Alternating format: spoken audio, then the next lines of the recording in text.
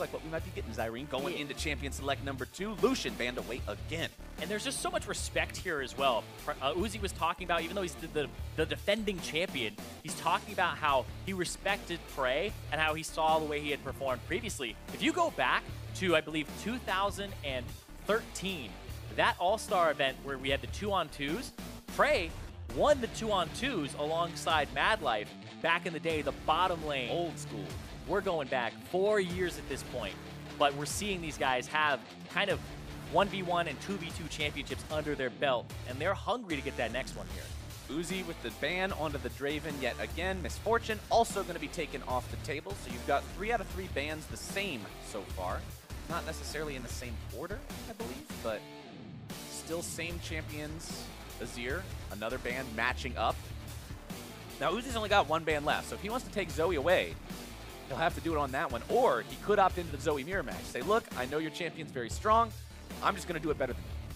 Yeah, that was the other thought there, was he could potentially go for Zoe himself, and then we just have a Zoe Bonanza. But he bans the Varus away, so it's going to force an adaptation here out of Uzi here to pick something else. His last ban previously was Kalista. All right, what's it going to be, Uzi? Do you opt into the Zoe mirror match, or do you ban it away and go with something a little bit more familiar? 5 seconds left to choose. Kalista banned away. All right. Let's see if we get it, Zirene. I would like to see this mirror match because of the ability to outplay each other with positioning, especially if they can manage to get it to level 6 before they kill each other. That'll be a lot of fun. Yeah, if I'm PraY, I'm locking in Zoe 100%. I already won with it. I wouldn't have to show another strategy if I win here and make the finals. And if I'm Uzi, I gotta be thinking, is my Zoe better? Is there something that counters it? Right. Win here and same thing, thinking I will just do better at this than you can. PraY still hovering the Zoe, not locking it in. I like how he's not locking it in because he's not giving away, oh, I'm just going to play the same thing as last time. If you insta-lock as soon as bans are over and your champion from last time is left open, it could imply that. Okay. There it is. All right, no mirror match. It is going to be Zoe versus Syndra this time around. Last time we had Mage versus AD carry. This time, Mage versus Mage. Still a lot of skill shots. Still a lot of outplay potential. I really wonder what the thought process is here for Uzi, not banning away the Zoe, and I think he can deal with it. A lot of pride there, and we'll see if he can make it go to a game 3, or if PraY is on his way to the finals. Summoner spells still the same, at least right now, between these two. Exhaust and Barrier for both. But you gotta remember, you gotta remember if you're Uzi, what happened last time. Using Summoner spells in these trades. Normally, it's 1 versus 1. You know there's never any worry about a jungler or something else coming after you. So when the other guy clearly is all-inning you, you can say, okay, this is the opportunity to use my Summoner spells. It makes sense here. I will get value from using this ability. But against Zoe, you've got to be so careful because you're like, is he going to get more value from this than I am by being able to continue this pressure, continue this advance? And it's so difficult to tell just because you don't have to consider this against any other champion. Yeah, it's kind of like Zoe is breaking the rules in a way where normally you're like, okay, we're focusing on CSing, we're focusing on trading, but then the all-ins are different. She bends the rules there, and the adjustment that's been made by Uzi is he takes Ignite plus Barrier here. No Exhaust this time. I don't know how much it'll help him out, but we'll see what happens as we hit game number 2. I call this the tilted top laner at the end of the season Summoner spell loadout, because I have seen Fizzes and Fioras take Ignite Barrier at the end of the season when they're tired of losing because of their team and they just try to go 1 versus 1 and then they get canned. That's the only time I've ever seen this on Summoner's Rift, so let's see how it works out for Uzi here as PraY hangs out in the brushes. Wants to see if maybe he can get an early Paddle Star, but you don't want to do it too early. See, that's the trick, Zirene.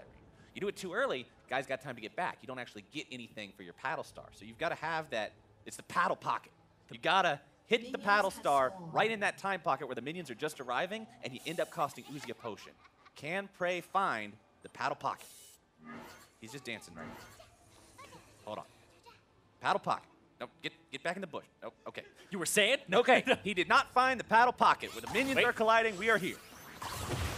Oh, okay. No. Nothing quite. I respect the fact that he went for it instead of just flinging it into the minions. Yeah, it's definitely harder to find the paddle pocket when you don't have an R to increase your distance or your stun or your sleep, I guess, to keep the person in one spot. All right, so we got Airy on both these guys again. Worth pointing out, you guys can obviously see that on your screen, but just to make sure there's no confusion here, these guys will have extra damage on anything, they happen to land on each other. Uzi and PraY both around the same amount of HP right now. PraY level 2 first, though. Managing to land that one. PraY with level 2 means the Sleepy Trouble Bubble is online. Oh, he's trying to all in already. Trouble Bubble misses. PraY still looking to find the Paddle Star, going to be ignited. He's looking to make this one happen. PraY getting away, but Uzi with the damage, the first blood. That was an all-in there that went haywire. It looked like he actually barriered late on PraY's side. I'll have to see that again here because that was so fast. The level 2 all-in, he couldn't find the Ignite on the ground. He's looking for it all over. We'll see this one more time here. Uzi all right. Goes into the brush, gets level 2 from the minion by auto-attacking it. Perfect there. Ignites. Where's the Ignite? He doesn't have Spell Thief. That's why he can't pick it up. So well done there. Can't use Spell Thief if you leveled Sleepy Trouble Bubble. So Uzi knew as soon as that bubble missed, okay, he learned this, he missed this, it's time to do this. I love that he went for the auto attack, not on the trade, but to hit level 2 on the minion wave and to have that second spell to go all in. Uzi did an awesome job there, and that means we get to go to game number 3. That was sick. You were wondering, you got to be wondering what Uzi's thinking here. Can he beat this with the Syndra? Why did he not ban Zoe? Is this the right plan? The answer was yes, it was the right plan. And that means these guys are going to have one final 1v1 to see which one of them is truly the master of the Howling Abyss. Oh, these legendary AD carries going on. I mean, this is so much fun because this is the mind games on top of the mind games. Like, if PraY goes for Zoe again, is he just going to adapt and say, we'll wait for level 3 and then I'll all in and have the power of having those summoner spells? Because that was one that Uzi definitely outplayed him on that. Oh, 100%. Uzi recognized the fact that, okay, he can't have the Sleep and the Spell Thief at the same time or else he wouldn't have learned Paddle Star at level 1, and you already saw him shooting the Paddle Star at level 1. So you know, as soon as you see one of those tools, the other one's not there. And as soon as he saw that, the immediate recognition and acknowledgement of, okay, let's go in. That was so well played there, especially since the fact that he didn't have to ban the Zoe and he had the strategy for it. But this next game, I do want to see what happens in those picks and bans because if he lets Zoe through